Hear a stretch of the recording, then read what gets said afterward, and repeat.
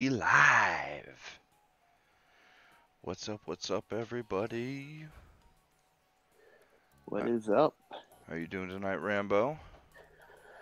Doing good. Today's been I guess, a good day. That's good. Are you get the chat up? Let me get it shared out. Oh shit. Oh shit. Baby woke up. Oof. Yeah, it took her 45 minutes to get her to sleep, so Now, of course. yeah, she was fighting it hard tonight.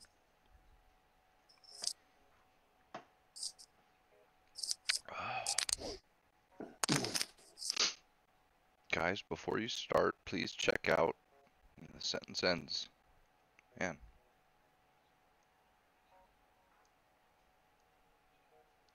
TJEWX core. I imagine the WX No, core. EX core. Oh, the X, huh? Yeah, X core. Turn your laptop into a gaming rig. Meet the X core. World's smallest portable GPU for laptop. It's a Kickstarter. Yeah, I I mean, wouldn't trust it. they've already got stuff like this. I would have to see it in action before I would trust something that small. Oh, wait a minute. It's powered by GTX 1050. Come on. I mean, there's already gaming laptops with GTX 1070s and shit. So, I mean, I guess if you've Yeah, got I mean, a this is. really cheap laptop. What's Yeah, but up, that's still kind Ryan? of pointless, though. I mean, a 1050 is not going to really do you much. Like as far as like the bigger games, it'll run them, but I mean, it's not going to run them like at a game like when they what they call a gaming rig, you know. Hey, what's up, Fatal? You're here. Oh, I guess Fatal, you don't know. This isn't really we call it the game talk, but it's more of like us just talking like why we are gaming, sort of like a game chat type thing. We talk about literally everything here. Yeah, it's everything with a gaming slant. Yeah. We try to stick with gaming, but I mean, with all the different shit going on in the world, you never know what's going to get brought up and how it's going to get brought up. And well, PC gaming has always been portable, man. PC gaming's been portable for a long time. Like, it's not just now portable. I mean, it's been. Alienware's been making laptops for a long time. Fable, if you want to come on, yeah, really chill show. If you want to come on, like, do you have Discord? I'll drop a link in the Discord to our server, and then you can join that. What's going on, Cyrus? Ryan?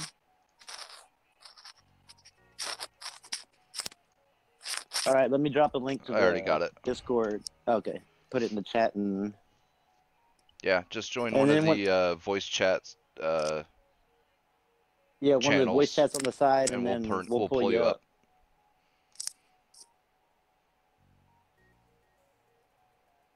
Yeah, I mean, like I said, if you got a cheapy laptop and that's all you've got, then I guess. I mean, I guess that works, but I mean, I'd rather pay the extra money and get the one capable holding a bigger GPU. Or just get a gaming laptop. Or just get a gaming laptop, because I mean, by the time you price your laptop with the GPU and the external thing, I mean, you're getting close to just buying a fucking gaming laptop that has a 1070 in it. Yeah, this thing's $399 USD, and that's the super early bird. So I don't know what it'll be if. Probably, I would say probably about $600-700. Or maybe like 500 or something like yeah, that. maybe, yeah, at the cheap end. Yeah. And Fry's has laptops with they're like a Core i5, something like that. It's a decent i5, 8 gigs or 16 gigs of RAM, a GTX either 1060 or 1070, and it's not the ones that are, I mean, it's a mobile, but it's not the mobile ones where they don't have dedicated RAM and they share system RAM. It's an actual mobile where it's got its own RAM. You know, one terabyte hard drive with like a 256 solid state, and they're like $850.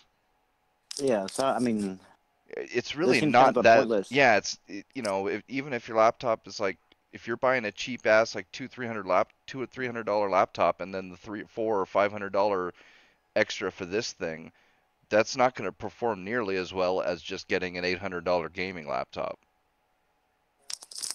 Oh, But and Jay Caesar. Oh, go ahead. go ahead. No, go ahead. He's changing the subject. So if you want to finish with that one, then. Oh, I was just gonna say, just, you know, I mean, the only thing is that I guess if you have a laptop you really like, but it just doesn't perform as well as you want, I guess. It wouldn't be for me. Like I'd rather buy the just all in one thing if I'm gonna use that. What's going on, Chris? Jay Caesar, I won't do the Detroit demo. I've already bought the game like digitally, so I'm not gonna spoil myself to where I see any parts of the story. I haven't watched a single YouTube video on it or anything. I just know that I love like Heavy Rain and Beyond Two Souls, so this one's gonna be right up there with me. All I've seen is just the preview crap that they've done at like a PSX and all that crap. Yeah, I mean, gaming laptops really aren't that expensive anymore. Now, if you want to get the one with the 1080 Ti in it and stuff Yeah, like that, then you're the top of the I mean, line ones are pricey, yeah. but the mid-range ones, yeah, they're not expensive at all. now you can. I mean, you can get one that'll easily outpace that 1050 for pretty cheap. And I mean, in comparison to gaming laptop.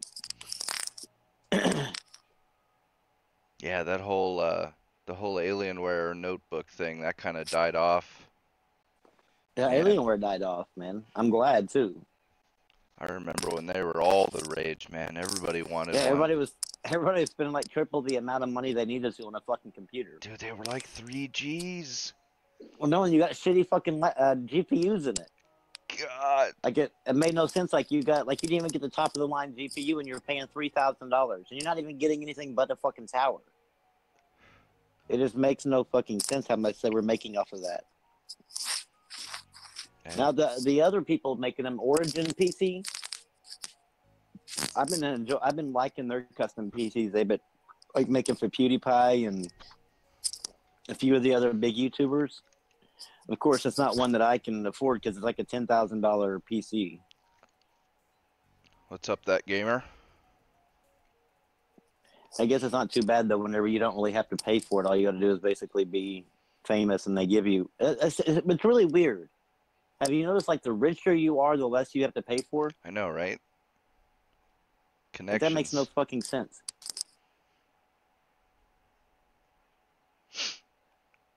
I just want to know somebody like it that works at Origin PC, so that way they can hook me up, and I'll do a video on it. Shit. Probably be like. No, I mean, I might do it tomorrow, Chris, but I don't know. I've actually figured out because I got 2 PS4 Pros. I got the my Star Wars one that I had, and then the God of War one. But when the game came in, I started playing God of War back in my room on the God of War Pro. And since I'm game sharing, my saves don't automatically upload to the cloud. And so whenever my wife wanted to see the game, I started playing it in the living room on the other Pro. And I figured out now that both of those games are different saves. So I can actually play God of War while she's gone on back in the room, and then when she's home, I can play in the living room. So I have to basically play the game twice. But I mean, that game is really not that bad of a game to be playing twice. Like it really has set a precedent for what single player games should be or can be. Oh man, you should see some of the things I was seeing on it. It's amazing. Like it's really amazing what they've been able to do with it. Well, there was half of it was this is games growing up and this is what they should be, and then the other half was, well, there's still problematic elements because because there's gender roles and Kratos is a father figure and there's women that are only doing female thing. Oh, dude, it was hilarious. Hey, will you go into the online portion and give Fatal a role? Maybe that'll help him actually be able to connect faster than 10 minutes. Because I don't remember Fatal us putting a Mephisto. time. Yeah, I don't know what the hell I've heard a happened couple with of other that. people say that, but I don't know. I don't know where to change that at. Okay, try it now, Fatal.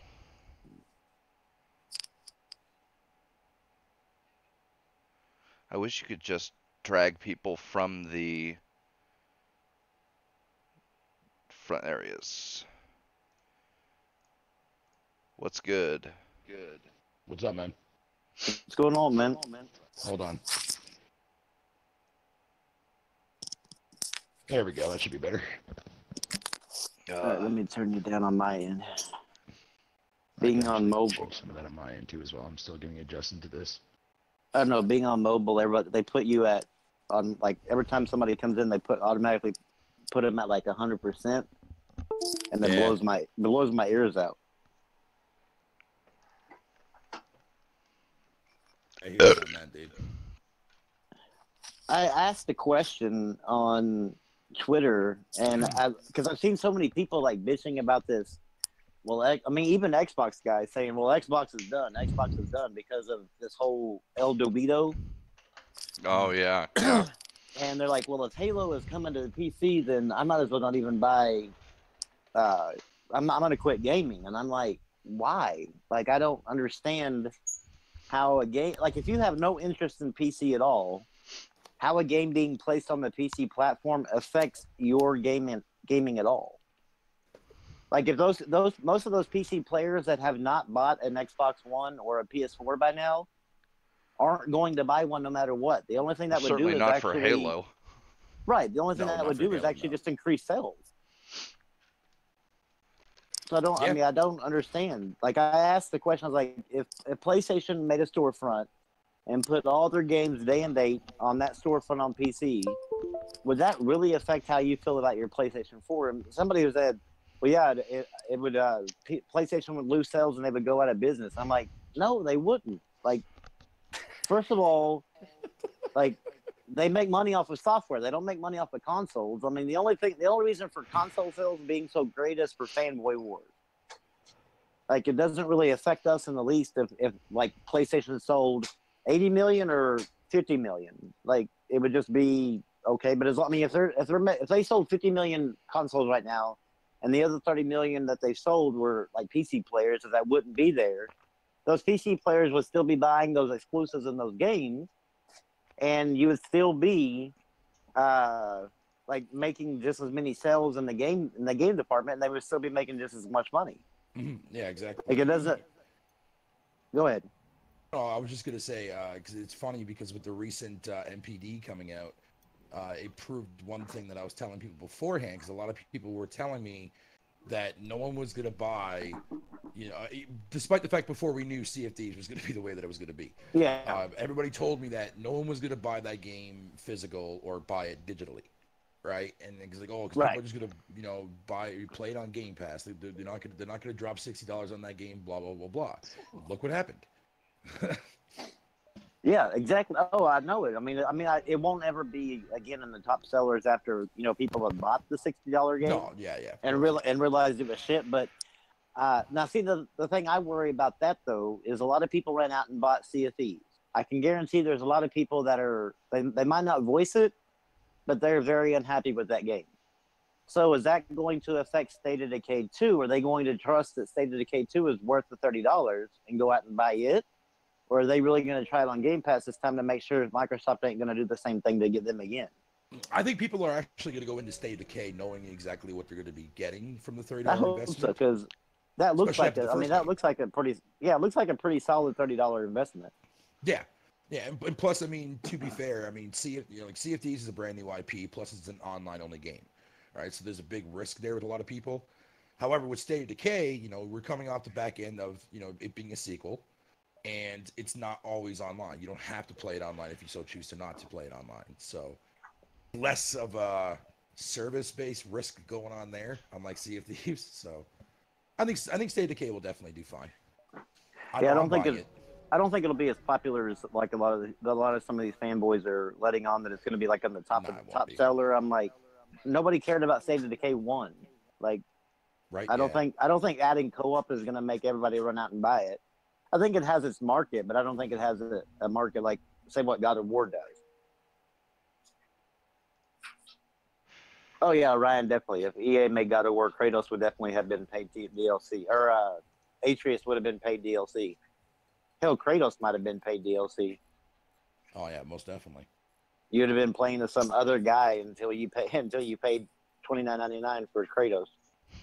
You know what's funny? Going back to what you were saying about the whole PC argument and how a lot of people were saying like, oh, it's hurting sales of Xbox One and whatever the case may be. And like the thing is, like you said yourself, software is what makes them the most money. At the Yeah, end of the I day. mean, they make like what I think like $18 on a PlayStation 4 sold. Yeah. Yeah, so they make more profitability on their Yeah. software, which Sony manages to do pretty well, especially with God of War now being out in that game, breaking sale records left and right. So Yeah, I honestly think people underestimate the power of Sony's first party studios. There's a lot of PC guys that would love the chance to be able to play God of War, but they don't want to go out and buy a console because they're just not a console person. So Yeah. if you put that on PC, that just increases those sales. Oh yeah, most definitely, absolutely. And I think a lot of people take that for granted, though. I think at the end of the day. Yeah, I for some reason they tie their identity to the word exclusive. Like They to love me, that as long word as too it's not much. on like say the Microsoft platform or the Switch platform, to me it's an exclusive. Like it's a reason for me to own that console because I don't game on PC. Yeah. Now, if I gamed on PC, I wouldn't own if they did that, I wouldn't own any console. I would just play Microsoft and Sony games on PC. But I don't know. It just seems kind of pointless to me to get upset that games are going to PC. Like that, it's inevitable. I think Sony will eventually do it. It's just a matter of when. Yeah. I mean, well, they kind of did to an extent. In With fact, that if PS you Now, want to get, yeah. well, I was about to say that, yeah. And if you really want to get down to nitty gritty, I think right now Sony's actually showing more PC support than Xbox is. Oh, that's the weirdest thing, is it not? Like Xbox is talking crossplay, and Sony's out here doing it. It's just really weird. Yeah, they are. Yeah, like with Street Fighter V, Final Fantasy Realm Reborn, and plus with the PS Now service being on PC too as well. And Yeah, it's weird crazy, that man. it's weird that Microsoft touts it, but they just simply don't implement it. Yeah, right. Yeah, I have heard though that Microsoft is tinkering with getting Game Pass or trying to get Game Pass on PC. I remember reading about that a couple weeks ago. Would you be interested in that? God bless. Pete? I seriously, Pete. Yeah, goddamn, seriously. What the hell happened to my brain? Like it just simply went blank. Would you be interested in that, Pete? Since you're a PC gamer, like being able to play that Game Pass, all those Game Pass games on PC? I'm not really. I'm more of an old school PC gamer than I am modern. But if I was modern, yeah, I think that would be actually pretty cool being able to play like Xbox One and 360 titles that are not just play anywhere. You know what I mean? Yeah, I think I know. What's it called? Pete's answer. Because if you had to use the Xbox Windows Store or the Windows 10 Store, he would say no because I think you have it deleted off your computer, don't you? I can't remember if I actually deleted it. You just don't ever go to it. I just never go. Yeah, because it's a huge pain in the ass to delete most of that Windows stuff off. I know there's a program you can run to delete it, but yeah, but the other thing is sometimes that causes problems. yeah, because it's all tied together now. Yeah. So, but yeah, I never use it, and I don't know. That's the thing. Xbox games have never really. I've never really been a big fan. Yeah, but like with Game Pass, though, I mean, like you've been like being able to play like say Red Dead Redemption. Would you be interested in that? That would probably be one of the few games that I There's actually. not Yeah. really a whole lot on Game Pass that I can think of that are like must plays. That's the thing is Microsoft don't really have a lot of must play games. Like they depend a lot on the third party games. Yeah, they do. They do. But they're also getting one thing I noticed, like for at least for April and now with May, they actually are making deals with at least right now smaller devs like indie devs right now Yeah, that's to get actually a good thing too. like day and date games on there, which is a good start at least anyway. So I mean, like now if they can actually move that up a little bit and like get like a third party AAA game or something, It's like going to that, be throw a hard to little do extra that. Money, yeah, it will be hard That's to do that. I mean, but- that's going to be a lot of money they got to shell out for the little bit of Microsoft will do sales it. they're going to. Well, yeah, but I mean, are they going to be able to? Well, I guess they did anyway with the Windows Play Anywhere because like Yep. some of the third-party games weren't supposed to go there, and they ended up doing it. Yep. That's still So, a I mean, lot of I money. can see- They're selling out a lot of money for that, and Yeah. I don't know what kind of return they have on it. I have no idea. Obviously, it I has to think be in the Microsoft positive. is I would trying think, yeah. everything. I think with Microsoft, because in a way, like, and this may sound a little bit weird given the fact that, like, the amount of hatred and something that Microsoft is receiving, valid hatred, mind you. I think they're trying to go with this approach, like, they're trying to make it so, like, trying to convince people to not only like, hey, you know what, if you come to us, you know what I mean, you be able to play like Borderlands 3 day and date on Game Pass. You know what I mean? If you come to us, instead of dropping $60 on on PS4 or something like that. It seems to me like they're trying to do that to persuade people into buying the console. Rather than actually making Bingo. exclusives, like trying to entice them with a third party. Yeah, to me, that's what it seems like to me is because they don't like. Phil keeps talking about bringing first party studios, but you never hear like you seriously Valve bought a fucking studio. Yeah. And yet Like they don't Bio- make any games. Yeah, Yeah, we were talking about that last week on Titanfall's podcast. Yeah, I mean, then like Microsoft just doesn't seem committed to making first party games. I think they really want their platform to be kind of like Steam, to where Yeah, in a hey, way. come here, we have all the third party games like Game Pass, all this stuff, all this consumer friendly stuff, and then use your PlayStation for the exclusives or whatever. But Now I there don't- was an interesting article. I'm glad that I'm talking to you about this because fucking excuse my language, by the way. I think this. This podcast is anything, so don't. Oh, okay. Well, I worry just want to about be sure. All right. I have to find the article again, but it was a very, very interesting read. I forget what the website's called. I think it was from like Trout or something like that. I can't remember the name of the site. I'll dig it up real quick. But it was a rather interesting article because it actually talked about what do you call it there? Oh no, I bet I spelled it wrong. Oops, forgot the E in there. It was talking about like Microsoft and like the future of what it was doing or something like that. So, anyways, it's broken down like the three little tidbits here on this reset era form, and I'm just gonna read like the actual bolded highlights for you guys real quick. Yeah. It goes, I have heard from 3 different sources stating that Microsoft is pushing forward with new hardware, but that release timeline is still several years away. The company is looking into hiring a specialist with GDDR6 expertise, and they are also exploring on how to deeply integrate game streaming into their next console, which kind of goes hand in hand with their cloud-based service thing they're talking about there about a month ago. Yep. Or a couple months ago, I should say. As for the timeline for the next console release, I've heard that within 3 years is a realistic possibility. The company is not currently in a rush to replace the Xbox One X, as it has significant horsepower advantage when compared to the current offering from Sony, not by much though, of course. And as you would expect, the console will be backward and forward compatible, much like the Xbox One X. Paul is also hearing that Microsoft is building another iteration of the Xbox as well. I don't know what the hell that's supposed to be. Maybe what, the Xbox One X Slim? Like, it's already slim enough. Yeah, Anyways. that makes sense. Even though Microsoft is pushing more towards the enterprise with its Windows and Office services, Xbox is one of the few brands inside the Microsoft that has managed to create a huge customer following, and it has a large upside ahead of it as gaming and esports continue to grow. The company also has recently announced that it is expanding its E3 presence. That further shows that Microsoft is not shying away from gaming, which kind of makes sense with E3 with the whole entire renting out the Microsoft thing, but that has yet to be seen, to be honest.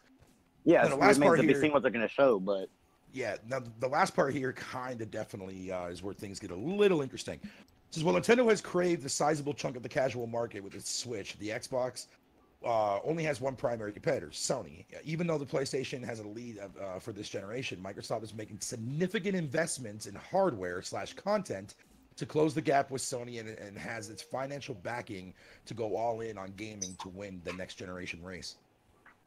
see, I don't think so. Like, if you look at, I mean, like they're making consumer friendly things, but their sales really aren't increasing. I mean, they are, but slowly, I still think though that we were talking about this before with somebody on Twitter, but where like Sony's ending this generation with the very push forward, like get God of War, Last of Us 2, Detroit Become Human, Spider-Man, all these big names coming out the last of the generation, going into PS5, and then Microsoft is coming off like starting to dwindle down with their exclusives and stuff.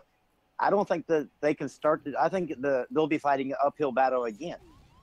I think the only thing I get from that, you have a lot of Xbox guys jumping over to PlayStation first and foremost.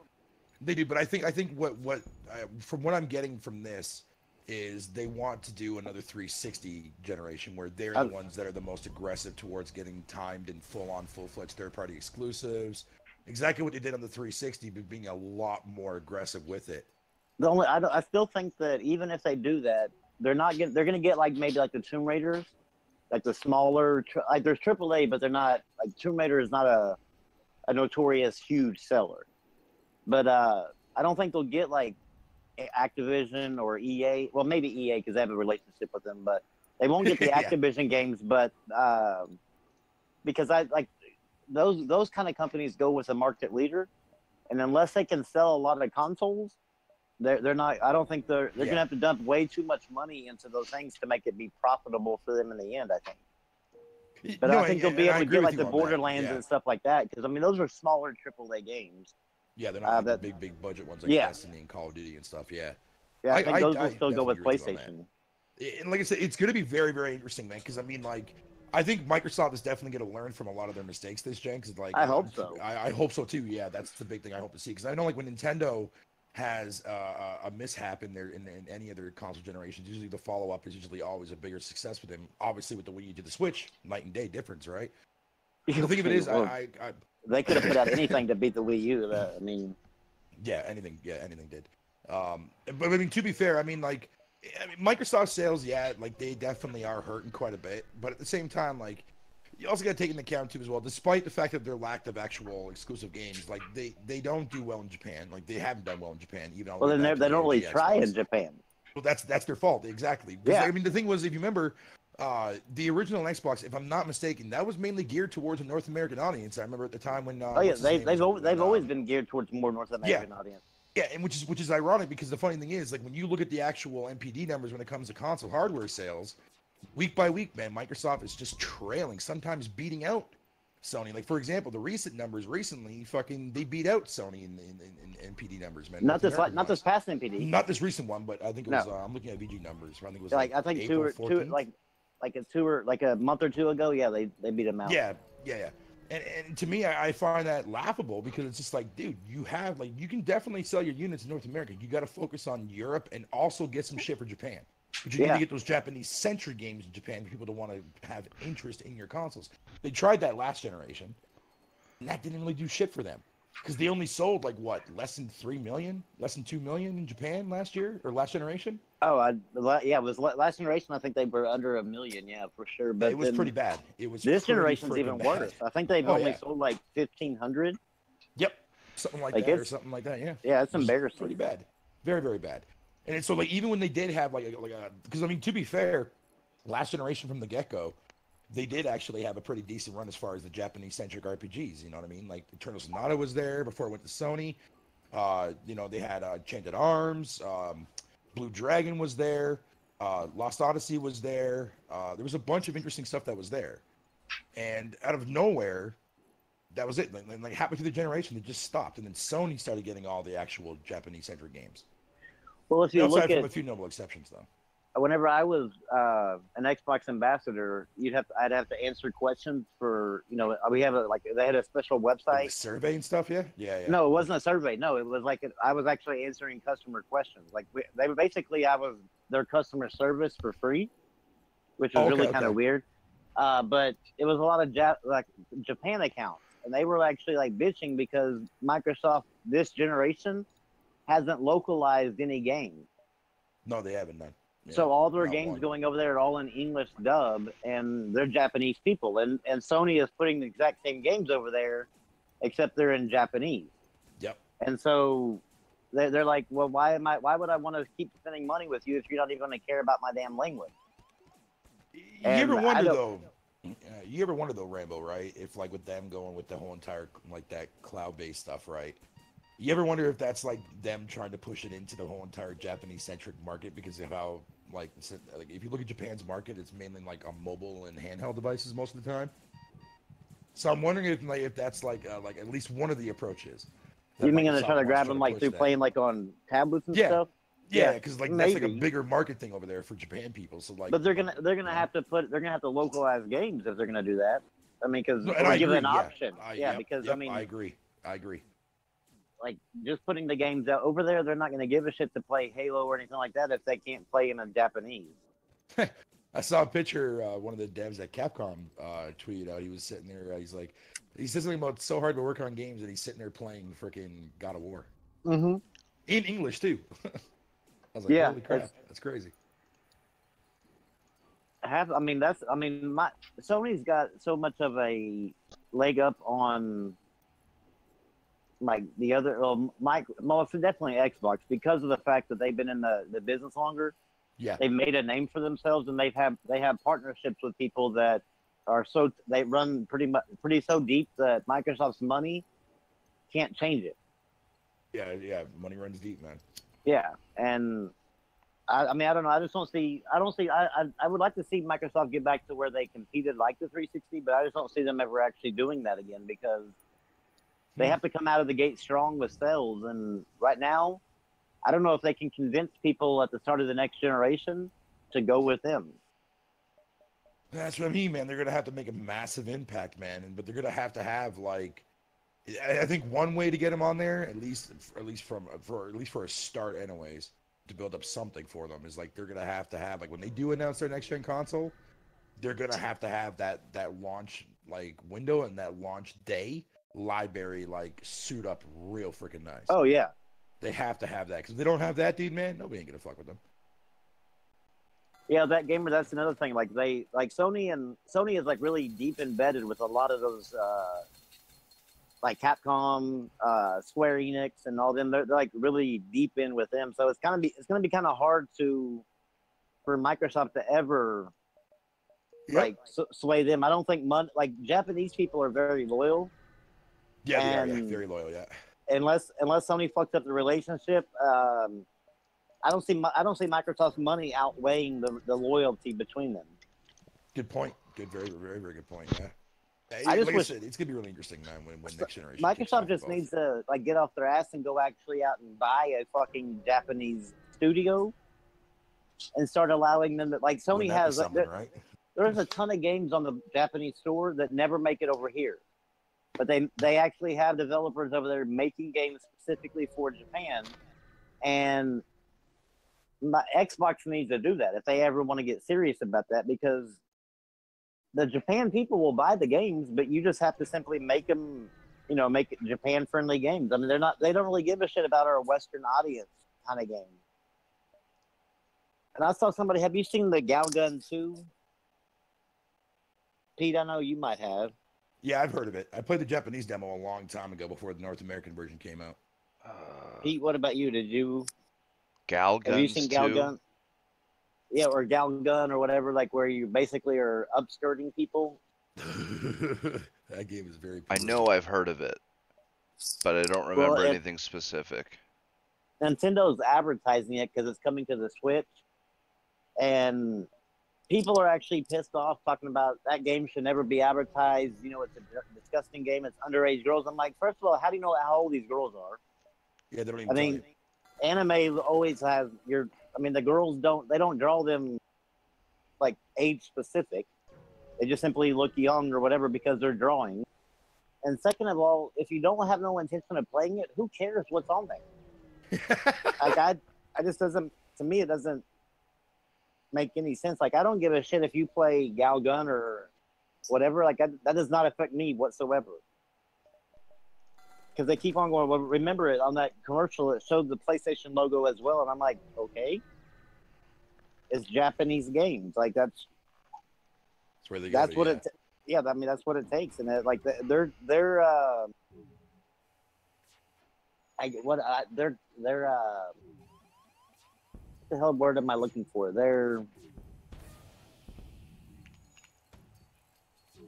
whatever it is that's like their thing over there, however they behave over there, and what they're into is completely different than what America. we do. Yeah. Yep. Absolutely. Different rule sets and everything too as well. Yeah. I know in Japan they're very strict. Like I remember when World of Warcraft was coming out in Japan, they had to remove, at least in the Japanese client, they had to remove all of like anything that was skeleton related. Yeah, because of the way they that was in believe. China. Sorry, China. That was in Yeah. China. Forgot. Yeah, because China people don't like anything that's Skeletons. Yeah. related. Yeah, so they had to remove all that stuff in China, man, for the World of Warcraft Chinese. Yes, version. Ryan, culture. That's what I was looking for. Yeah, there you go. That's a better. I'm getting old, man. My brain doesn't work anymore. It could be worse. Oh wait, the letter X is a bad letter due to Japan meaning death, and I believe so. In Japan, it kind of means the do not want box. In Japan, well, yeah, well, I mean, hey, but if the letter X is actually means is a bad letter in Japan meaning death, and Xbox is fucked. Like they just need to make a different name over there, like call it the A box or something. I have been playing a hell of a lot of God of War, Game of War. I've been having a lot of fun with that game, man. I almost don't want it to ever end. And how dare Fatal actually get the platinum on a normal difficulty? Fucking A. You had a lot of people giving you shit for that, by the way. It makes no fucking sense. I even saw somebody today bitching about his friend, I guess, got the game early, and he platinumed it in 6 days. Mind you, 6 days. And they said they don't really know how to savor a game and make it last. I'm like, going 6 days? I'm like, for fuck's sake, I mean, like, that's a long time for a story-based game. Like you should be It's able. longer than what it took me. Shit. Yeah, I would have been able to. I mean, if it hadn't been for my wife wanting to watch me, I would have been able to have the platinum by Sunday. Like it came out Friday, I would have had it by Sunday for sure. But I mean, to me, that's not rushing a game. And just because you 100%, that doesn't mean you don't go back in and play it again. God of War will stay on my console from like forever because I'll go back in and play it again. It's just that damn good of a game. That I bet Pete wishes he could play. Oh yeah, you have a PlayStation 4 now, don't you? Yeah, My girlfriend's got one, yeah. But I've never been a big fan of the God of War franchise. But this is a completely different God of War. I mean, like you got to forget. Like if you weren't a fan of it before, I bet you'd be a fan of it now because it's more RPG like. And the side quests, the bosses on the side, fucking A, man. Like Cory Barlog was not fucking playing whenever he made these bosses. I still haven't fought a Valkyrie yet, but I wanna go try to fight one of them. How are the Man, Valkyries? Cyrus, you need to get off this 144 thing, bro. It's not like I don't play games that aren't 144 frames. I'm playing this game right now. It's not 144 frames. What are you playing? FTL, Faster Than Light. Oh. Yeah, Ryan, I love the combat too of God of War. I haven't got the Blades of Chaos yet, but I still have a feeling I'm going to be going right to the axe because, I don't know, I'm loving the fucking axe. What did you do, Fatal? For what, sorry? Did you use the axe or did you use your Blades of Chaos? Oh, are we allowed talking about spoilers on this? Oh, well, I mean, that's not, I mean, everybody knows it because it's been all over Twitter. Yeah, well, it's been on the YouTube trophies too as well, so I'm sure Yeah. it's on the trophy list. I use a combination of both, only because of the actual elements that are attached to both. Yeah, see, I don't know. I don't know too much, because I know that the Blades of Chaos, of course, have fire. Yeah, so like, when you're fighting like frost enemies, you do more damage with your blades than you do with your Oh, axe. okay. Well, I can't Where wait if to you actually use get your it. axe, your axe bounces off of them when you hit them, so you have to use your fist Yes. before you got the blades. Yeah, I got to be able to. I don't know how far I am away from getting the blades because I just beat Thor's sons. You're right. Actually, you're right at it. Actually, Okay, was You're like, right dude, close 'cause- to it. Yeah, it happens literally right after that part. okay, And, good. and look, 'Cause- to be fair, I mean, I've been trying to keep. I mean, I've been keeping my mouth shut about spoilers now since I beat it and plat it. But like, dude, the game's been out for fucking over a week, almost going on a week now. It's gonna be a Yeah. week there on Friday, and it's like, bro, seriously. It's like I want to sit down. I want to do a podcast one of these days where I just talk about everything spoiler wise, dude. And then people come in, hey, that's your fault because you read the title of it, man. yeah, do a spoiler cast. Mm-hmm. Yeah, that doesn't. I mean, that doesn't hurt as long as you don't put a spoiler in the thumbnail. No. Yeah, I 'cause hate when have you seen that? motherfuckers do that. Did you dude. see that? Like the day Yeah. it released, there were fucking spoilers in thumbnails. Yep, I saw a bunch of those. I'm like, why the fuck are you doing? Like, those YouTubers, I just never watched again because I'm like, if you're willing to spoil a game the day it fucking comes out, like you ain't even worth my damn time because like I don't take. No, that I agree with time. you on that. Yeah, that shit bothers me when that happens, man. It's just like, dude, really, man? Like, what the fuck are you doing, man? Yeah, Ryan, we're not going to talk about too many spoilers or whatever. I mean, because I haven't, well, I guess I don't know how far I am in the game or whatever, because I mean, I know I'm plenty of hours in, but I've been doing a lot of side shit, going to all these different little beaches and trying to get as much crap as I can to upgrade everything to where when I fight like Thor's sons that I actually have a chance. Or those fucking things that come out of that damn black. No, you know what really got me, dude? I'm not gonna say what it is on here for obvious reasons, but there's something that actually happens at the end of the game that literally got me so fucking excited. Oh yeah, I know. I know what you're talking I'm, about. I'm sure you know what I'm talking about, right? Like, Yeah, but I just haven't got there yet to see it. I Yeah. can't wait to actually get to see it. It's a genius design that Santa Monica put in for like a teaser. And I'm just like, dude, more games need to take this like and look at this and be like, yo, this is how you tease your next game. So this is kind of, I mean, I guess the end of this is kind of like that secret ending is kind of like how Marvel movies have that little teaser for the next thing. At the end of the credits, yeah. Except this one here, you have to go to a certain place in order to activate that secret ending. And it's I can't wait to go. Genius, dude. I can't wait. It's genius. It's such like when I found, because I didn't know about it right away until my buddy G-Rock told me about it, and I was like, what? So he told me to go back to my house, so I did, and then boom, and then fucking I saw it, and I was just like, are you fucking kidding me? I'm like, bro, that's genius. It's almost like I want to rush through the story just so that way I can see that and then go back and do all the side shit. But then I'm like, what I would do is just beat the main story first, because like by the time you beat the main story, you're gonna have like a good portion of all the collectible stuff anyways. It shouldn't take you that very long at the end of it, unless like you did not do any exploration at all. And believe me, when I played through my first playthrough, people, I did a lot of exploring. Believe me, I just didn't really sleep a whole lot. It doesn't take much whenever you have a game like this. It took me, I want to say, like, when I saw that secret ending, the very next day, I got my plat the very next day. It doesn't take that long to do, people. It does not take that long at all to do. It's like a 30-hour game, I think. But then, like, if you look at it, 30 hours really isn't that long if you have a lot of time to play. Well, it took me, if that number is accurate on my PSN trophies profile page on the website there, you can look at your trophies. It showed that it took me 2 days and 17 hours to get the plat for God of War. Yeah, so from what that is like it took you 2 days and 17 hours or 7 hours, whatever, from the time you got your first trophy, to the time you got your last trophy. Yep. So it took a little bit longer than that because which would make sense in that. Yeah. No, because I got the plat. What day was the plat now? I think I got the plat on the 23rd. I believe it is, if I'm not mistaken. Hold on, I'll have to go look at my PSN profile real quick. It'll tell me there. But if I got it on the 23rd, then that seems about right. Because 2 days and then whatever you want to call it. 17 hours, yeah. Double check. Yeah, JC, that's the thing is like, this map is bigger than what it looked. 22nd I got it. So that's about right. So, because like it seems like every time that you do something and like you get to a certain point, the water level drops, and then you have more and more places to go search out. And there's actually a lot of side shit in this game. A lot.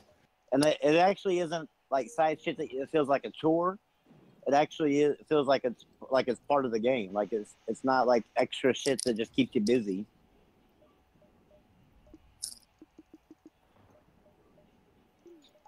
Go get it. Have you been playing God of War? Or are you not playing God of War?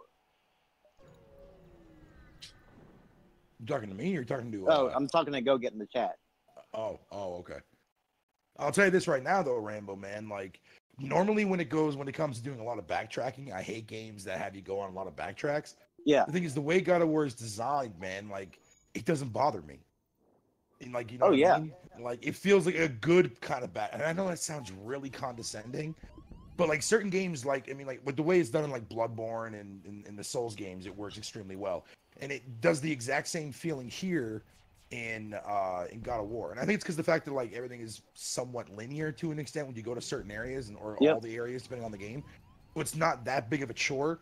Whereas like, when you're playing an open world game like say Far Cry 5, God, yes. you know, outside from fast travel, yeah, and then you have to like truck a long way, and you have to go a long distance, and it's just like it keeps going on and on and on. Even you know what I flying mean? in the helicopter still takes a while to get from one side Yeah. to the other. Yeah. It's Yeah. like, Crazy. yeah, that one, like Far Cry 5 platinuming that is starting to feel more like a chore than it is actually just enjoyable. But this game, like I just did the picking up bones for like a side quest, and you have to go back to some areas where you were in a couple of new areas, but you didn't feel like like, oh my god, like why am I going back here? Because there was actually something different there whenever I showed up. Like it was like a whole nother set of enemies there that weren't there when I first got there. So I mean, like they made it a way to, like you said, to make it kind of enjoyable. Like it wasn't really like, great, here we go again, like same thing, same shit. And it's funny that you say that because like when I played Dynasty Warriors 9, right, which reminds me too as well. I still need to get back into playing that now. I don't know how y'all play that shit. Yo, this one here, man, like it's funny because it makes me reflect on like on how like somewhat linear like all the previous installments were. So now that it's gone like open world, and it takes forever to get from one side of the world to the other one. Like they weren't lying about that. But the thing is, this made me laugh so hard because everybody hated it in Ubisoft games, but fucking towers. And the fact that a DW game now has the ability for you to like to get towers to unlock more of the map. Oh dear God, blows my fucking mind. And you know what's it doesn't worse? even fit in There's with the 113 of them on the fucking map you gotta find. That doesn't even fit in with that type of game. It doesn't. That's what I'm saying. That's like, this weird. is like the biggest drastic change in DW fucking history, outside from the first game being a versus game, which is crazy to me. The game that I played of that, man, it was just like the hack and slash, but the AI. I mean, it was just, I don't know. It wasn't enjoyable enough to make me want to continue to try to play it. Yeah. But I mean, I don't know. Each to their own. I cannot do just a pure hack and slash type of game.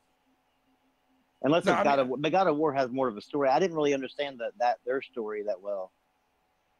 Oh, I love that story in God of War.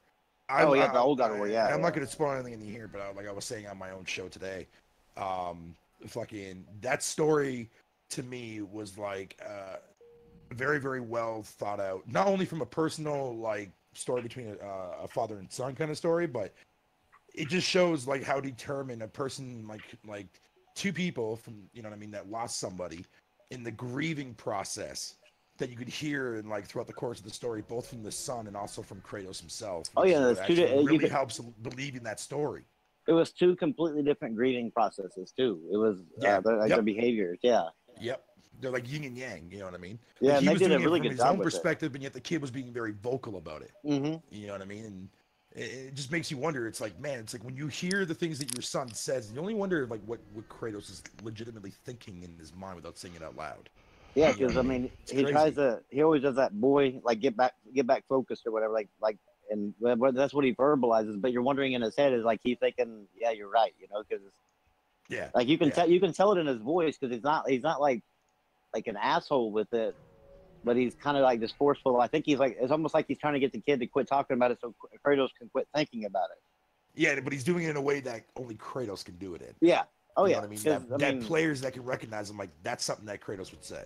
Oh yeah, you know what I mean? Like, he's a tough guy. Like he's not gonna be the one sitting there whining and crying about, you know, his wife dying or whatever. But yeah, I don't know. I mean, they did a hell of a. I don't know who the hell created it, like wrote the story, but I'm thinking I like the Norse mythology better than I do the Greek mythology. Yeah, I'm with you on that because there's a lot more characters than I'm not saying I don't know anybody from the Greek side, but like I mean, now you got like Thor, you got Odin, you got plenty of other gods in there too as well. But those are like the more prominent ones, the ones that a lot more people are familiar with. Yeah, that and You know what I'm saying? So- Marvel kicking off, like it just yeah, it makes sense. it kind of like puts everything together though. And the biggest, the biggest mystery of all, though, and this is something that I was kind of hoping that they were going to show in the game, but but when I got to the end of it, I was very, very glad that they didn't do it. I'm glad that they didn't ever actually showed physically, facial wise, what his wife looked like. And, you know, that See, leaves that to be a mystery. I was kind of hoping like whenever the guy said to go get the bones and then you can, you know, my wife will it has the magic to let you talk to somebody on the other side. I went and got them bones because I was hoping I was going to get to see what the wife looked like. Yeah. But That was a troll. Yeah, That was a I was like, fucking fuck, troll. man. But when you get to the end, you'll understand as to what I mean by that, because there's a big thing at the end that is so emotional, not from like a crying standpoint, but like the way it's done is just, it's so well done, dude. It's so well fucking done. And the way it just adds to the mystery of who his wife is and who the mother is to this child. So at the same time, it just makes you like, well, goddamn, I was not expecting that. I can't. That's what I like. I really want. Most games don't do secret endings, and I can't wait for that one. The secret ending is entirely. It's just like more of like a tease, right, of what's coming in the future wise. But the way it's done, it's so genius concept, dude, that I want to see more games do shit like that, because it did remind me of like staying for the end credits. You know what I mean? For watching a Marvel film or a DC film. Did you hear that Corey Barlog wants to create a new IP? Yeah, he does. Yeah, he does. It makes me wonder. Time, he doesn't want to move away from this franchise either, because he knows. Okay. You know. I'm just wondering, like, because it's almost been like a new lead developer for almost every God of War. Because you know David Jaff left and he came in, and David Jaff came back, and he's back in this one, and it makes me wonder, like, can somebody else pick up the throne or pick up the game where this left off and be able to create the exact same thing, like the same experience for the second one? Oh dear God! Go ahead. I'm sorry. No. I was just gonna say, I think when the time does come, because I think the sequel's not gonna be out for a long time, and I think like he wants to pace them out. He doesn't want to like go overboard, kind of like, you know, because remember, like there was 2 on the PS2, then there was 2 on the PS3, right? If you can count Ascensions too as well. The HD ports of the PSP one doesn't really count because I think that was done. I think. Yeah. But I think what he wants to do is he wants to pace them out. So if he wants to make something in between each installment for like I'm happy with that. God War 3, I'm more than happy for that. Because if they worked 5 years on this one, and if this game is technically considered a masterpiece amongst almost every person that I've spoken to so far, then I want that same quality for the sequel, and I want that same quality for the climactic fucking trilogy. So yeah, take their time with that, man. I don't want them. I mean, that's the thing with that is like that I like about PlayStation developers is that PlayStation gives them the opportunity to, even though they got a hit, to make something else or to try something else. So I'm hoping that they do that and give God of War time to grow, like to get back to this level again for the next one. Because if they try to put one out in 3 years, it's not gonna have the same effect. I mean, Uncharted, I think is really the only exception, because that's more of like, I don't want to say throwaway because that's the wrong word to use, but it's definitely one of those games that like, say, hey, cool, Uncharted 2, awesome. You know what I mean? It's epic and it's better than the first game. The third game I heard was kind of a letdown. It was, in comparison to 2. Yeah. 2 was okay. I mean, I guess maybe because I wasn't around the day that it came out back on PS3 to really play it. You know what I mean? Because I bought it, but I only played the multiplayer, and I thought the multiplayer was amazing in that game for its own way. But personally, I feel that that Uncharted itself is just one of those games that like they can just throw out whenever they want. Oh yeah, it's not that. I don't think it's cool. I don't think the story is going to be that hard for them to write. For Uncharted, because I think it's one of those games that the story's not. It's not really a detailed story, but it is to a degree.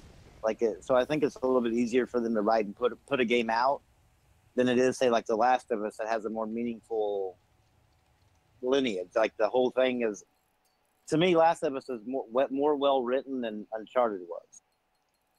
Even though I loved the Uncharted storyline.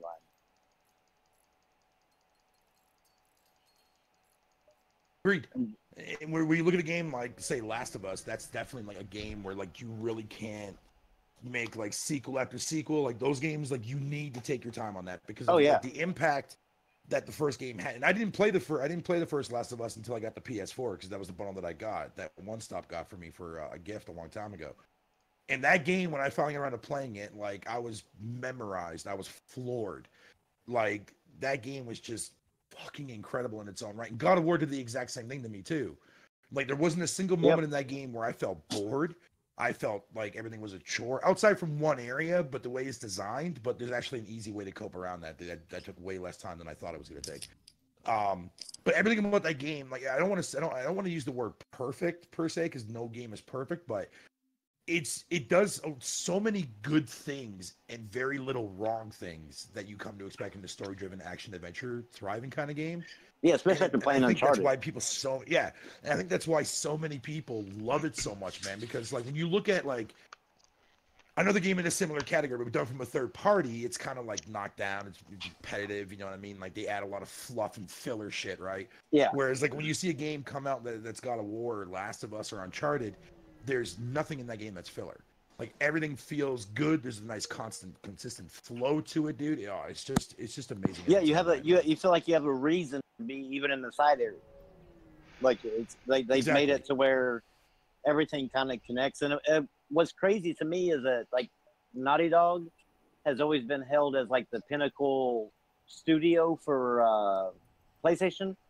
Like their games are gonna always be the great graphics, the great set pieces, the great stories. And all of a sudden, here comes Cory Barlog and Sony Santa Monica. That they did an okay job with God of War, but like before, but now they put this God of War out, and it makes me wonder, like, can Neil Druckmann and Naughty Dog actually top this with Last of Us 2? I think he's going to. I mean, I've seen people complain about the direction that this game is going, being more focused on like an SJW thing, and I'm fucking getting tired of hearing that, dude. Yeah, one of my friends, Garuda Legends, I know you know who he is. Yeah, I know who he is. He's the one that was complaining about how Last of Us is going to be more along the lines. Last of Us 2 is like going to be, it's catering to SJWs, and I'm like, fuck.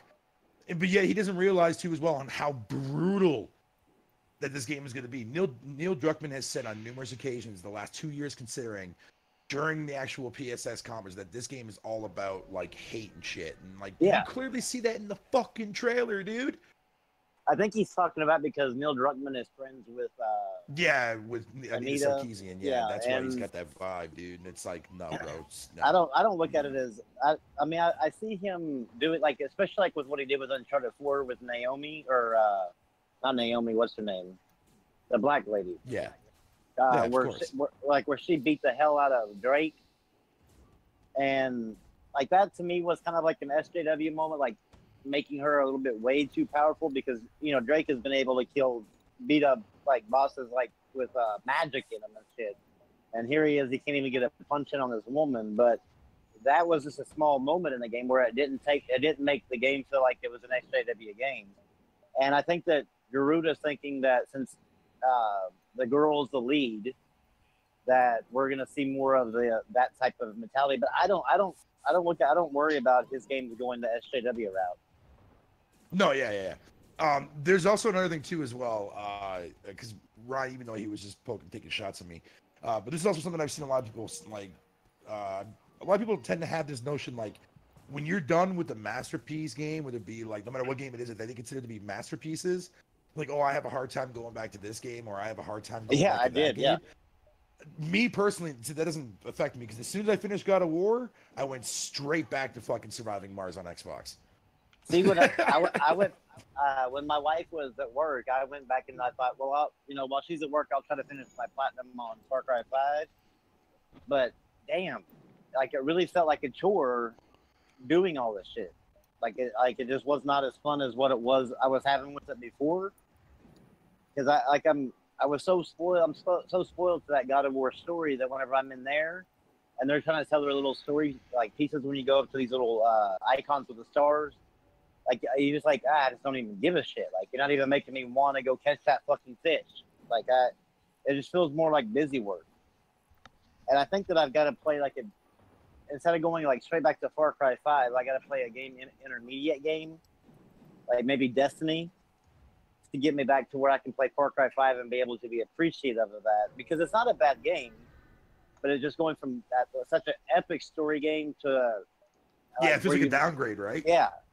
I I think I just gotta play something in between, like, and I think Destiny will be a good one for me to play like in between, to where I'm getting a little bit of like a co-op thing, and I'm also getting like a halfway decent story, and then go back to Far Cry 5, and I'll be like, okay, I'm more appreciative of the way that they did the story over the way Destiny did, because Destiny's not known for its storytelling capabilities.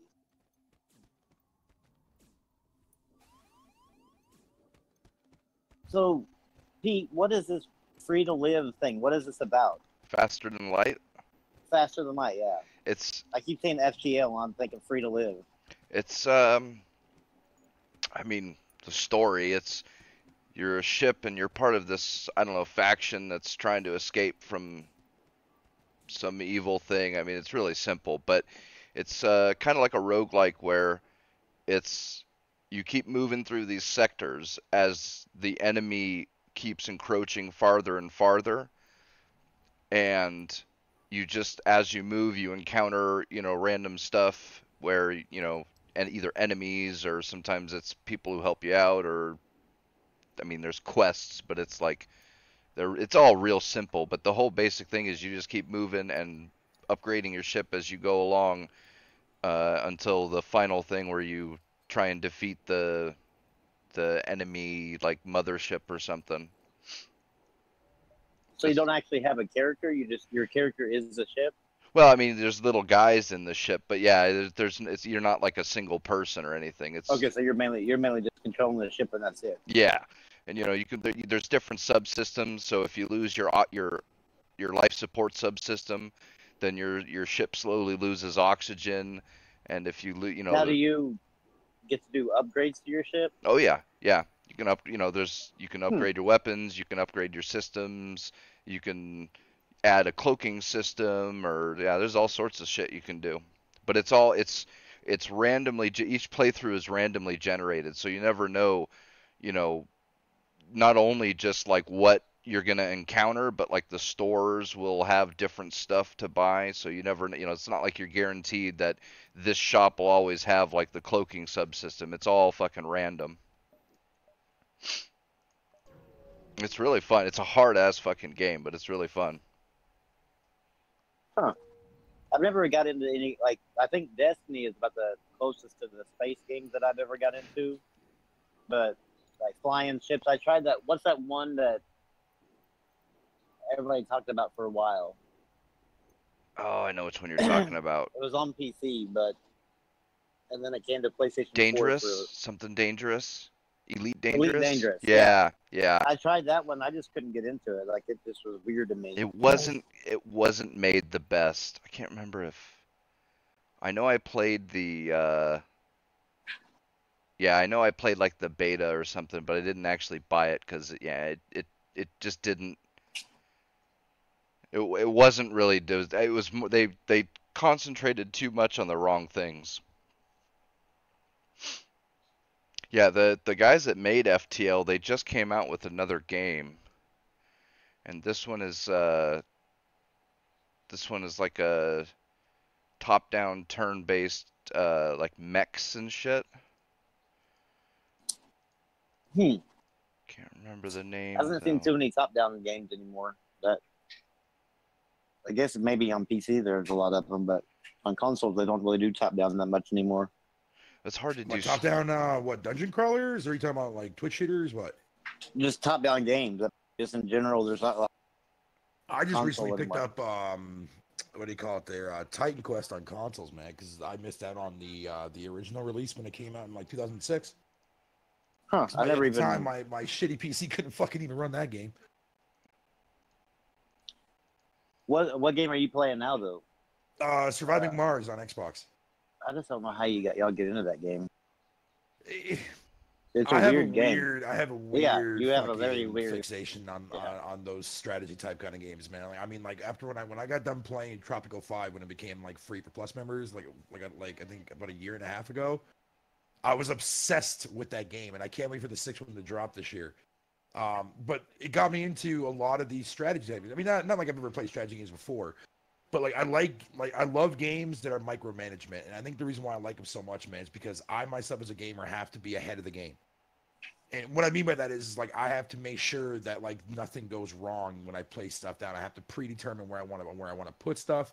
I have to predetermine to take advantage of everything. Because if the game gets ahead of me, then that's just more heavy load on my end. That I'm just gonna get to the point where I get fed up and fucked, and I just screw everything all up. You know what I mean? And that's what Surviving Mars is about, man. Okay, I'm not big on strategy games because like I don't want a game that makes me think like for that much like while I'm playing. I want to be able to just kind of relax and play it. I mean, yeah, but I mean, depending on like how you're playing it though, and what difficulty you're playing it on, like you can have, I mean, like the game could be like super relaxing and easy for you, or you can have like a really, really big challenge to it. Excuse me. Into the Breach. That's the new one. There was a mechs. Yeah, it's like a little isometric, it's like a 10 by 10 grid and turn based, you move your little mechs, and I'm sure each one of them, they all have like little different thing. You can upgrade them. It's like a hook mech and a boulder mech, so you can do all sorts of weird things with the different mechs and shit like that. Huh. Which, speaking of mechs, BattleTech is also had just released as well.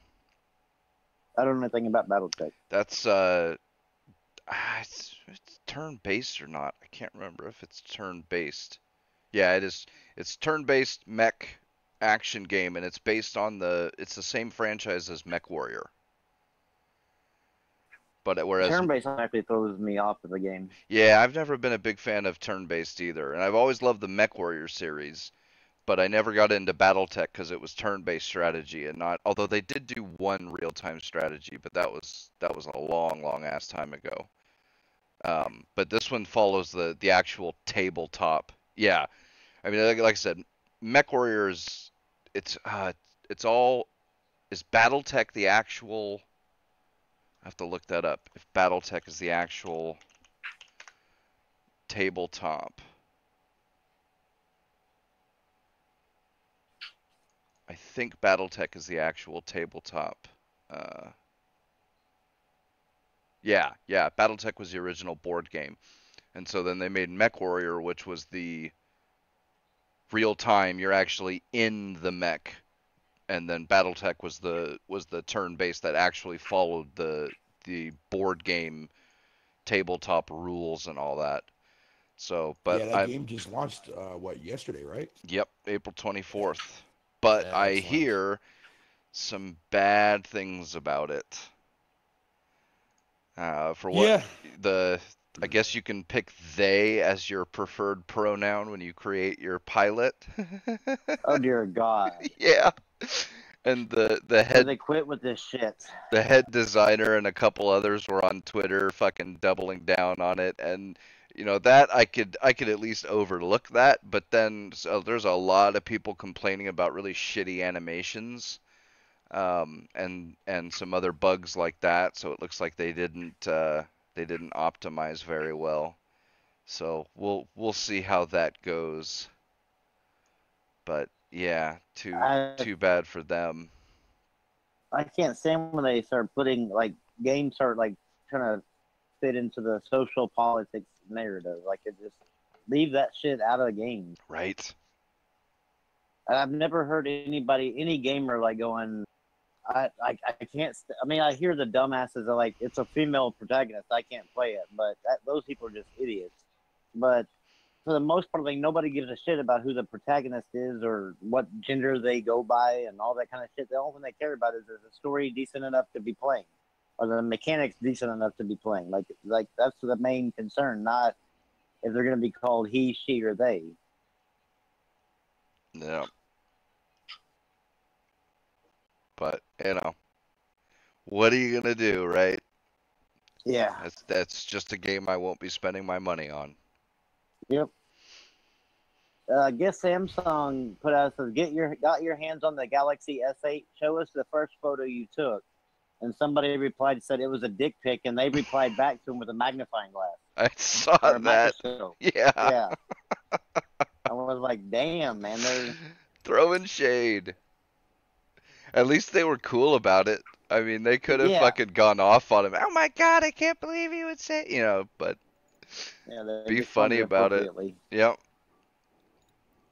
Uh, and then Count Dankula got sentenced. No, 800 pounds, which yeah, is no dumb. jail time, which is at least something, but yeah, an 800-pound fine. So the price of freedom is 800 pounds. But he did raise $100,000 in one day, 100,000 pounds in one day, to be able to. He's gonna take it back to court and try to appeal the decision. Appeal it, yeah. That's Sargon was. I hope he wins the appeal. Oh, I do too. And Sargon was Because telling him it sets a dangerous precedent. exactly. Yeah, he was telling him, dude, you got to appeal because if the precedent gets set, that's the end. Yeah, who knows how many other people they can fuck over that doesn't have the popularity as Count Dankula. Exactly.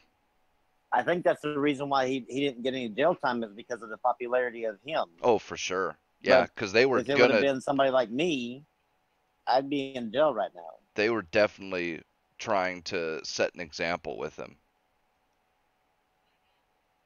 I mean, yeah. And then there's the kid too. Did you hear about the new kid? The new kid? Yeah, the new baby. Alfie Evans. You're The gonna have to. just another toddler. He was on life support, and the UK Oh government yeah. decided that his parents couldn't choose Couldn't what. bring him to the U.S. Yeah. Yeah, well, not even that. Like the Italy did it again, where the Italy gave him citizenship and said, okay, bring him over here and we'll take him. And the UK was, I think they were refusing at first. I think I read somewhere. Didn't they make the parents pull the plug?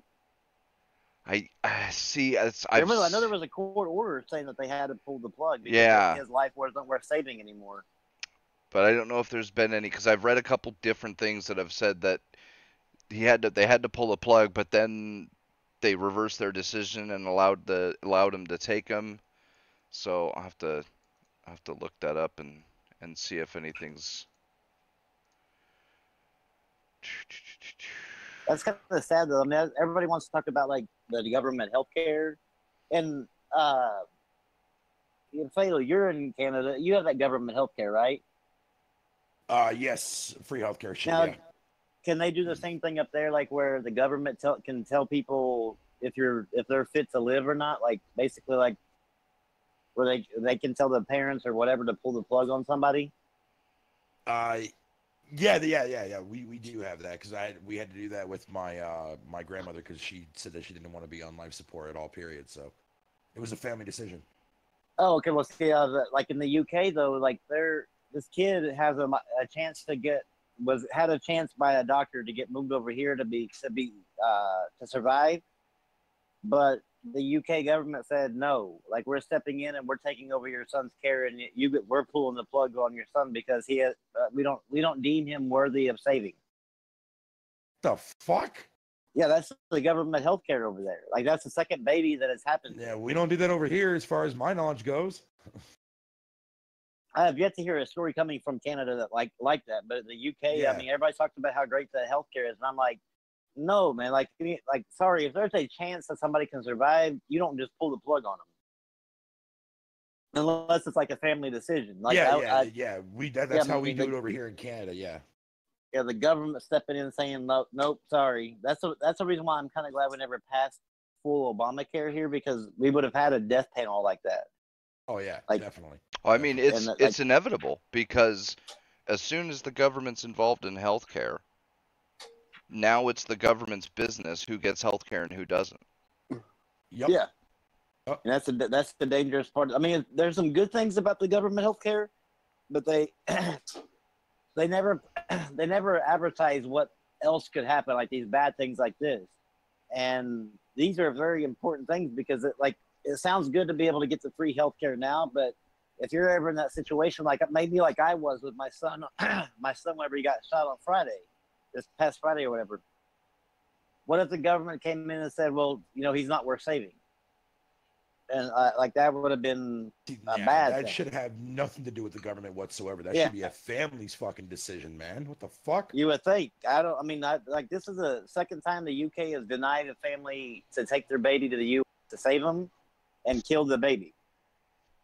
Wow, dude. It's fucking outrageous over there. See, if I had something like happen like that to me, I would like, yo, mom, here's what I want you to do. I want you to smuggle me into the fucking States. Yeah, no kidding.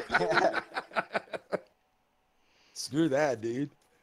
Hell, That's the thing is goddamn, that that's ridiculous, man. Yeah, the government actually comes in and like put somebody at their door to where the parents can't even get into the kid anymore. Like they make it to where the kid is their property now. It's a really See, a lot of people. Like, I always hear people, like, I guess from, like, have you seen that Michael Moore documentary, Sicko? Oh, yeah, I've seen That documentary was amazing. And I remember when he was talking about the aspect about, like, like, people were saying that Canada's free healthcare system is so bad and all this other bullshit, and whatever the case may be. Then, like, he comes up here and, like, he's got, like, relatives over here and stuff. And, like, he's asking these people questions at hospitals and stuff, and they're like, oh, yeah, we only have to wait, like, 5 minutes, 10 minutes max. Whatever the case. I'll tell you this right now. It's funny, like when I had to get my surgery done to get all my teeth pulled and shit. Like I thought I thought that was gonna take me a long time to wait to get that done. I had my surgery planned 3 weeks. 3 weeks after I got my fucking when they told me about how I had to get my surgery done and shit. Well, y'all, I think a lot of the things that y'all help with y'all is y'all allow the holistic hospitals there too. Yeah, like to where you can go, like they can go and you can go to the hospital and get your Reiki cleaned or whatever. Yep. Now keep in mind too as well. Like Ontario's, I think I know the Ontario government system is different to like say I think Calgary and Ottawa and stuff like that. If I'm not mistaken. Y'all don't have like a central government to where it controls everybody, right?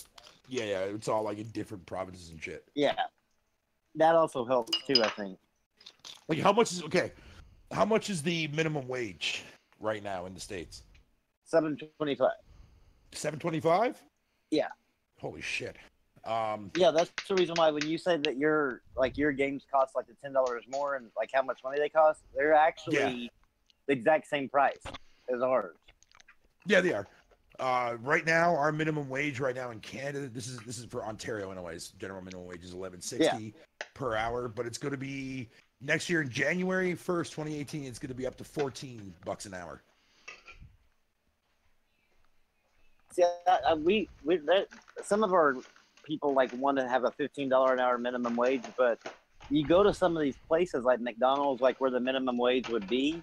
Yeah. And for $7.25, they can't even fucking operate a $7.25 and be proficient. So it's like, why the hell do y'all think y'all deserve fucking 15? Like I'd be fully on board if they could actually perform like they deserve $7.25. Yeah, exactly. Yeah, because you don't want them like fucking up your meal or putting like a fucking Big Mac in a deep fryer by mistake or something like that. You know what I'm saying? And like you don't want that that's shit. what we have. Yeah. I mean, that's what we have now. And like, I mean, these people are fucking just. I think they hire the dumbest fucking people to work these jobs. Oh, they do. Walmart is fucking prone to doing that.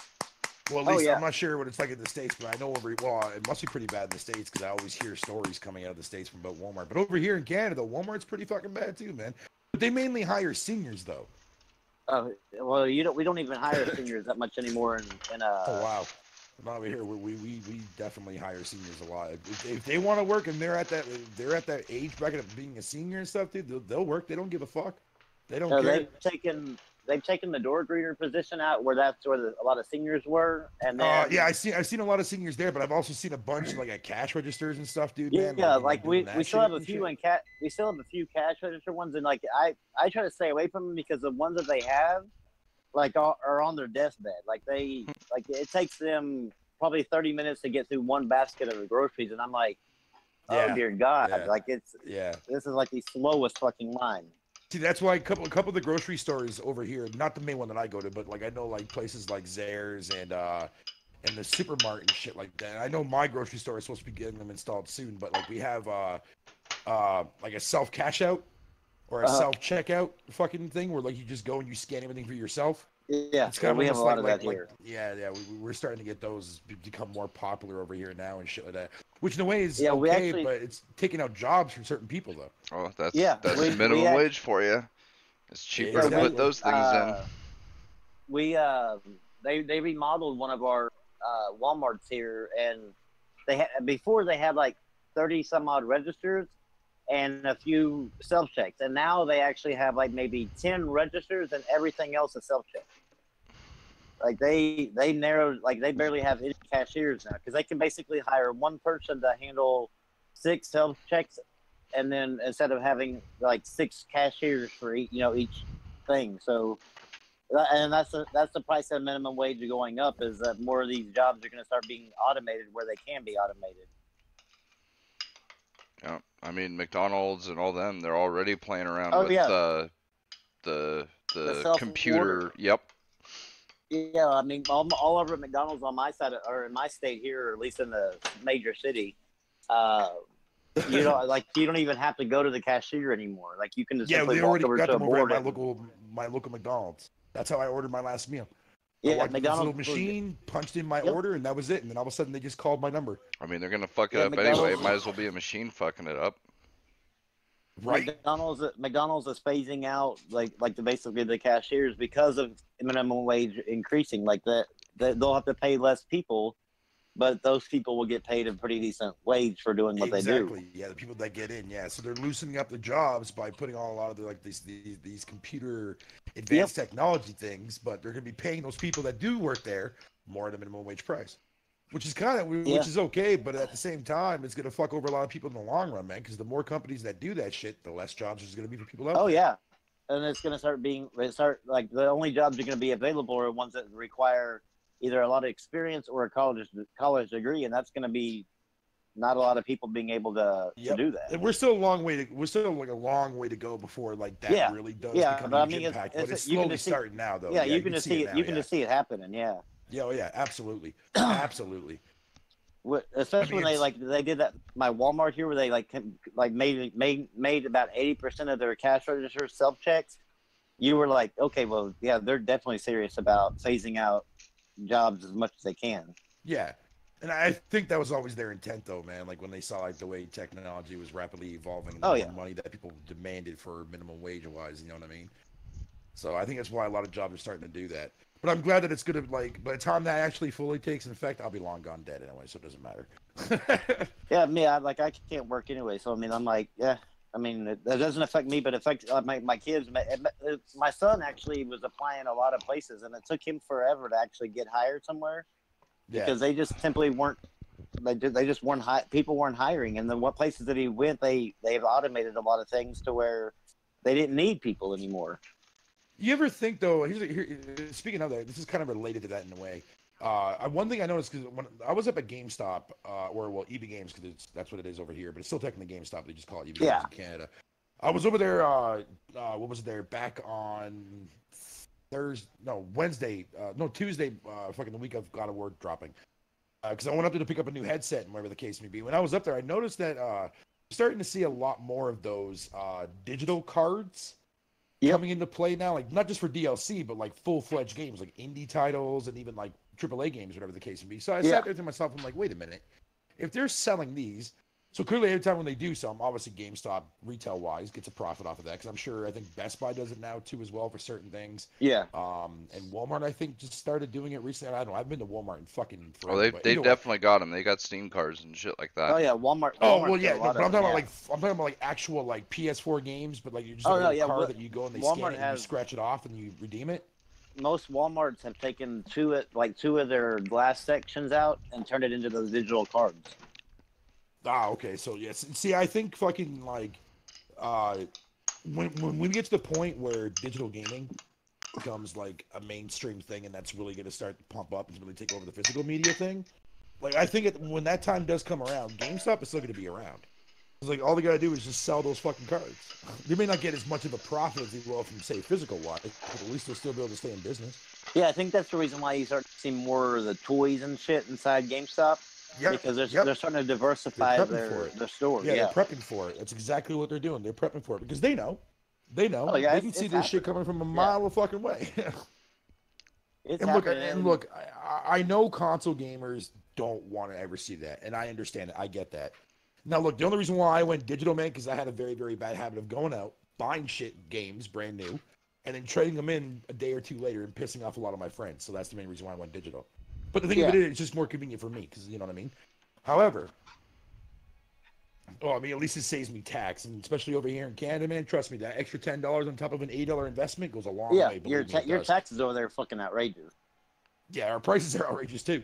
But with that said, however, though, it's like, okay, remember back in like in the early '90s, or like getting close to like the early 2000s when PC boxes, gaming boxes with CD keys were starting to slowly fucking phase out. Remember that shit? Yep. And then eventually, like Steam.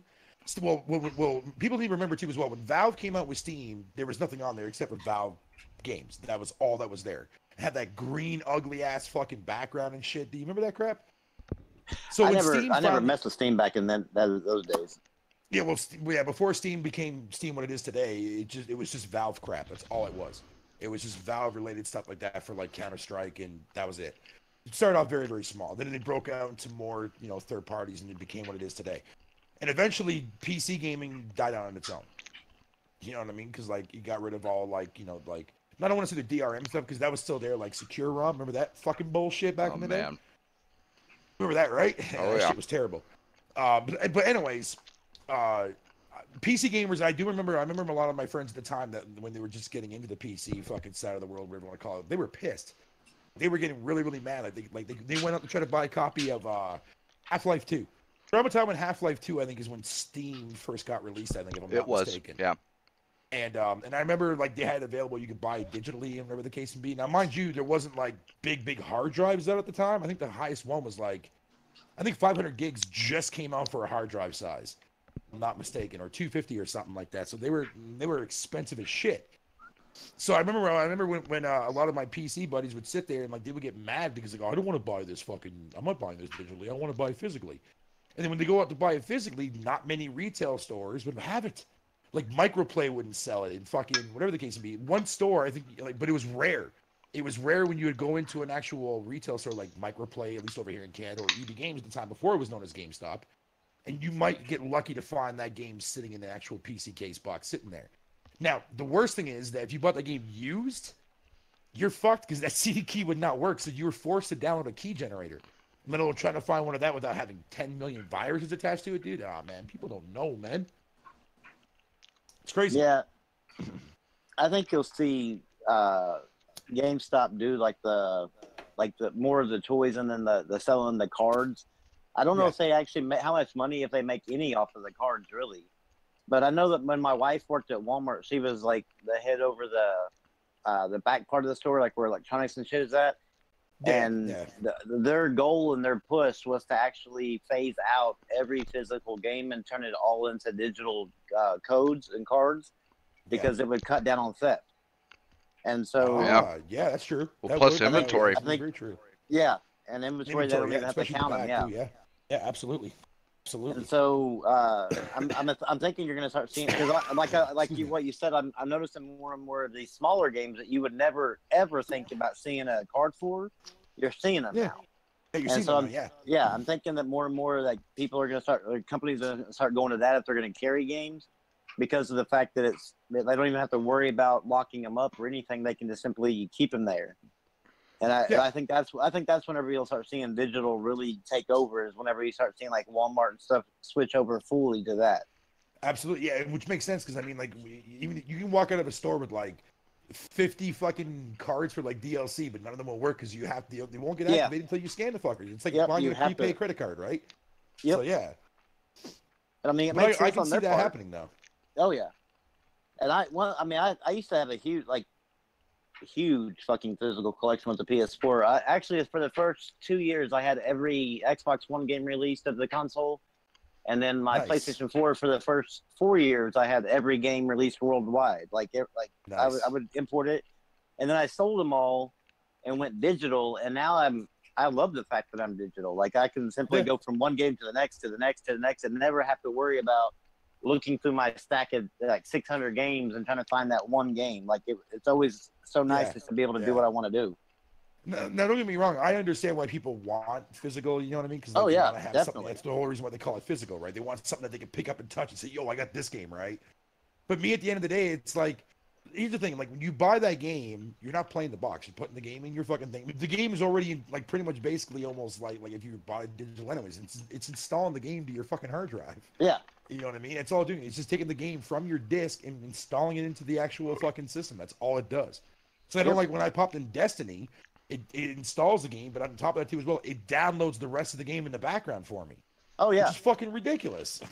Like the whole fucking game is actually on. The only thing that CD is used for after you put it in the first time is just a licensing agreement, Yep. just to make sure, Yep. you have it. Yeah, and it just drops that shit on your fucking thing.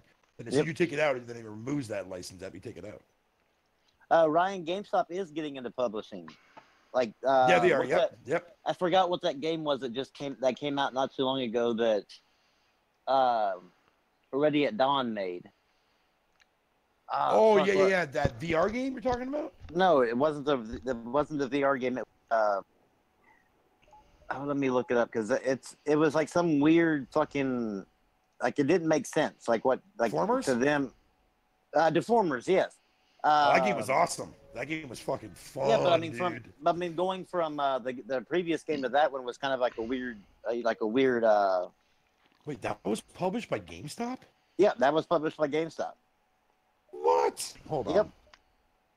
It's not. They don't. Their company is not called GameStop. It's called GameStop, Game Trust. yeah. It's called That's Game Trust. crazy. Yeah. And so, Sniper Ghost Warrior 3, that was published by GameStop. Yeah, publisher. It says GameStop right here. What the fuck? Yep. Game Trust is what they're called. Yeah, Game Trust. GameStop Corp. Yeah, Game Trust. In January 2016, GameStop announced a partnership it had made with Insomniac Games for their 2016 title Song of the Deep. GameStop exclusive Mark Stanley said that the concept was to help the chain have more direct communication with players. Blah, blah, blah. Holy crap. Wow. So Yeah. that's crazy, man. Yeah, they're trying to really get into the publishing to make more money that way too. And then they're also GameStop getting. TV. The fuck? I've never heard of that. I didn't even know that was a thing. I'm just looking at like it says other brands and concepts. GameStop. Oh, GameStop TV is like what you see when you walk into a GameStop store. Oh, okay. I was like, Yeah, that going, makes sense. like, are they actually getting into the TV business too? That would not Yo, be a here's good here's idea. another one for you. No, it would not be a good idea. GameStop founded Movie Stop in 2004 as a standalone store that focused on new and used movies. More than 40 locations were opened, which typically joined or were just adjacent to GameStop locations. GameStop spun off Movie Stop fucking to private owners in 2012. In November 2014, Draw Another Circle LLC, a company controlled by merchandising exclusive Joel Windshaker, his name is, that also owns Hastings Entertainment, purchased Movie Stop. So that place is now gone. Which kind of makes sense because that's when fucking Blockbusters and all that shit like that were pretty much basically gone before that point. So they're like, no Yeah, point. those movie stores don't last anymore. Yeah, they don't. Yeah. That's Redbox crazy, and man. Netflix and all that shit like killed them. That's fucking nuts, dude. Yeah, mixing, but I've noticed that too. That like they've been playing like the no YouTube videos, which is really weird. I don't know if they have some sort of relationship with the no. Man, oh man, I'll tell you that, dude. That's crazy. GameStop Yeah. tries to get their sticky fingers on everything, dude, but at the same time, they got so much criticism, dude. Oh yeah, they're like really one of the most hated places that for gamers. Like I But see, don't. here's the thing, though, right? I remember back in the day when we had like EB Games first came out, Games Exchange, Microplay. All three places were in competition. Obviously, EB Games won, obviously. And I remember back in the day when like EB Games actually cared for their customers and gave them legit fucking money for their games, man. Oh yeah. Like now, but like ever since when GameStop took over, dude, and like they became like the new people and run all the actual EB Game chains down to the fucking ground, dude, man. Now it's bullshit. Yeah, once they It's ran their bullshit competition. now. Once they ran their competition out, they quit caring. Yep, exactly. Yeah, they quit. Yeah, exactly. You're absolutely right about that. And the sad thing is, though, they're actually, believe it or not, there's still two Games Exchange fucking in my town where I live. Yeah, at, we dude, still which have kinda makes me one. We happy. still have one here, which I like going to get the retro stuff. Yeah, that's where I go to get my retro stuff too as well, and some modern stuff depending on what they have. But The not really a modern, whole like lot. for some, I've noticed that modern stuff here, like at my game exchange, is like really expensive. Like it's even more expensive than retail, and I don't know. I think that the only way they can do that is by buying it themselves and then turning around and trying to sell it for more money. But Yeah, it's crazy, man. I know You that bring in a like game brand new, $15, and they sell it to you at fucking $5 off the original price. yeah. That's so And what about stupid, the like? Did y'all ever used to have Babbage's? dude. I don't think I've ever heard of that. Babbage's, I mean, GameStop bought Babbage's out. Like it used to be. Well, it was Babbage's, EB Games, and then became GameStop here. Like all of our Okay. EB Games turned over to GameStop here, which y'all, I guess, kept the name up there. But Babbage's used to be like a pretty decent place. Like you'd get good money for your trades, and like they always had good deal, like really good deals on used games and shit. And then it went to EB Games, and it was okay. It was kind of like how yours was, where they were doing pretty good money. And then all of a sudden, whenever they got their competition out of the way, they turned to GameStop, and yeah, that was no more. Like it was, you were getting robbed every time you went in there to trade a disc in. That's crazy, man. I hate GameStop, dude. That's why I stopped going there. Yeah, I go to I Best mean, Buy outside if I from can. certain things like buying a controller or a headset if I have to, but I usually try to stay away from that place, man. Because I even had some of the employees, like even like a lot of the older employees before they left, man. Like they the last time when I was there, they're like, "Yo, we haven't seen you in like over a year. Like, what happened?" And I'm like, "Oh, I'm digital now." Yo, and Yep. just to look on their face, man, they look so like distraught and pissed because they're like, it's like, dude, man, we just lost all the customer digital downloads, man. What the fuck? Yeah, I used to spend. Well, let's see to get into the Best Buy Elite program, you have to spend $3,500 in a year, and I was still buying all my games from GameStop, and I was still spending the $3,500 a year at Best Buy on games.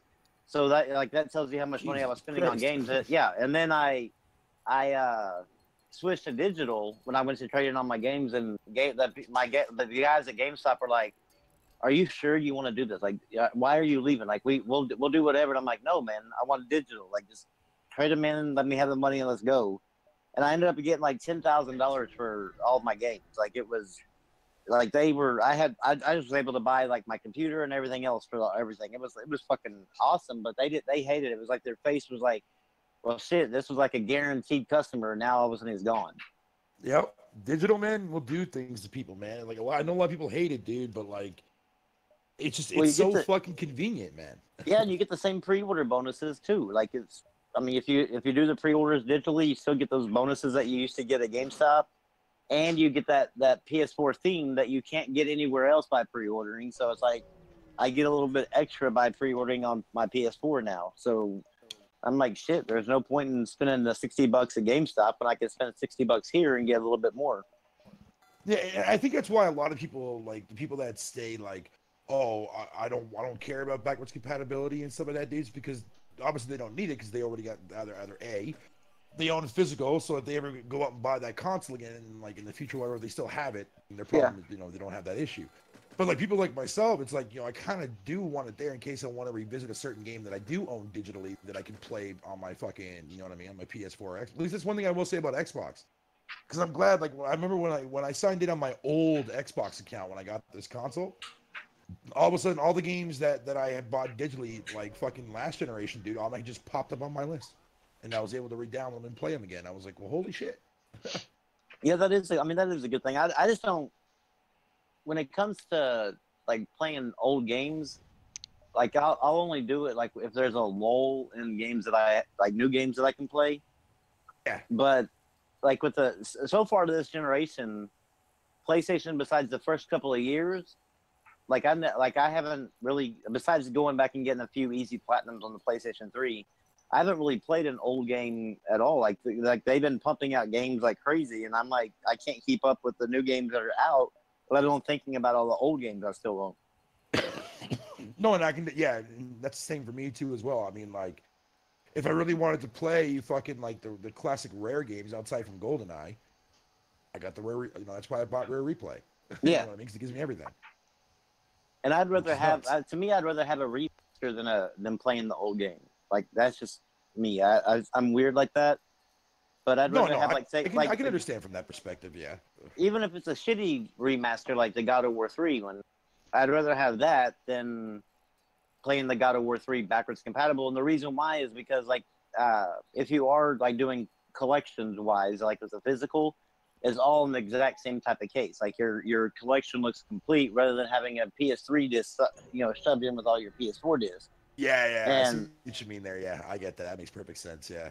and I like what Xbox did with their backwards compatible games is they created an Xbox One case, but it says Xbox One, Xbox 360 at the top, and only not every one of them got that case, but they're like Red Dead Redemption has the case is the exact same size as the Xbox One case, and it says Xbox One, Xbox 360 at the top, so it's like a backwards compatible one, but it looks and it fits in your collection just perfectly.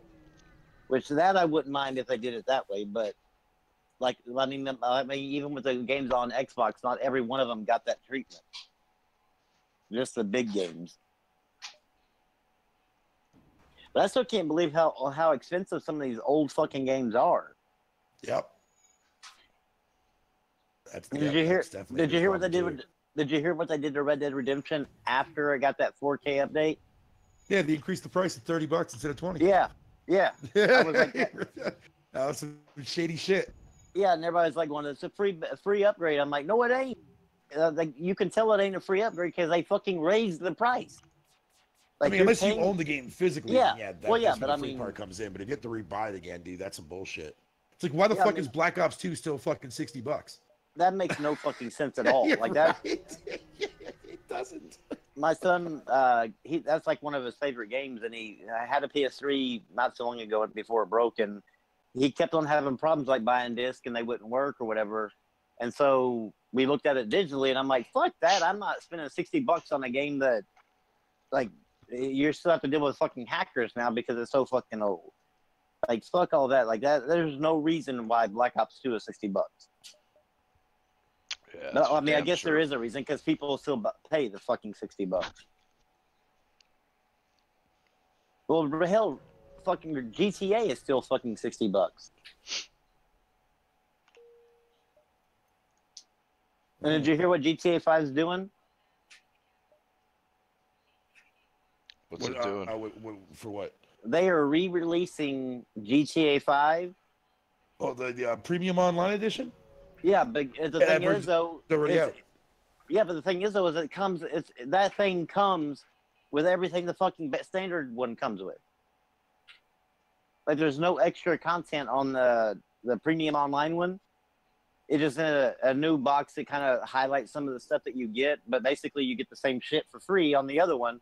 But now they turned around and made a way to sell another $60 fucking game. Is it $60? It's $60, ain't it? The premium online edition.